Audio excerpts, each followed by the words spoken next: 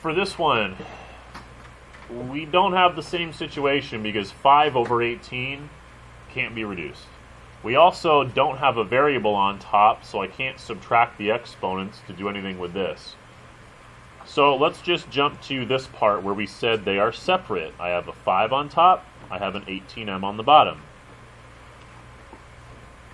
5 doesn't have a square root, 18 doesn't have a square root, so it doesn't appear to have helped us very much. But 18 can be split into two different numbers. What times what makes 18 where one of them has a square root? Sarah? 9 times 2. So this is now going to become a simplified version of where we started. 5 can't be broken down, so it's still a 5 on top. That part hasn't changed. On the bottom, though, the square root of 9 is 3, so I now have a whole 3 in the front.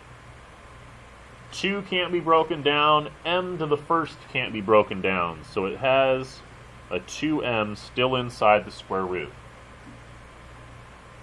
Nothing in this problem can be broken down or simplified any further, but this is not our final answer.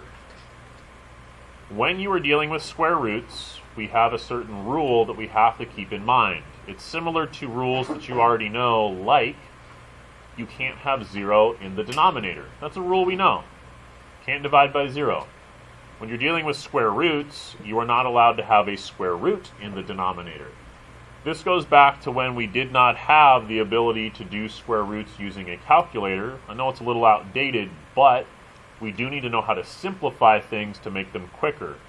When people did this by hand, you could not get an accurate answer when you had a square root in your denominator, because you cannot accurately divide by an irrational number. So what we do is we find a way to get rid of the square root on the bottom. What we are going to do may not be an obvious step to take, but I want to understand why we are allowed to do this. The easiest way to get rid of a square root is to square it, because square root and squared are exact opposites. They cancel each other. So what I would like to be able to do is I would like to be able to multiply this by something over the square root of 2m. Because if I do that, I'm doing square root of 2m times square root of 2m. I'm squaring this, which will cancel the square root. That would be very convenient. The question then is, what am I going to put on the top to make this possible? The only time you're allowed to do something like this is if you're actually multiplying by 1. To make this equal 1, you just put the exact same thing on the top.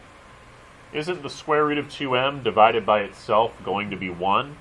Anything divided by itself is 1. And if I multiply something by 1, have I changed the value of it? No, it's still the same thing. This will look different, but it will have the exact same value. So the basic idea here, whatever's in the square root on the bottom, that's what you're going to multiply by. Top and bottom by the same thing. So here's what that does. On the top, it's just a straight up multiplication problem. 5 times 2 is 10. Keep the m. Everything is inside the square root. On the bottom, I had a 3 in front. But if I do square root of 2m times square root of 2m, if I square the square root, it just cancels the square root sign, and I get 2m, no square root sign at all. So I'll just multiply that together at the end to make my final answer, which is going to be 6m. That will be your final answer. You cannot reduce the final answer. 10 is inside the square root. 6 is outside the square root, so you cannot reduce those. This m is inside the square root. This m is outside the square root. You cannot reduce those. This is the final answer.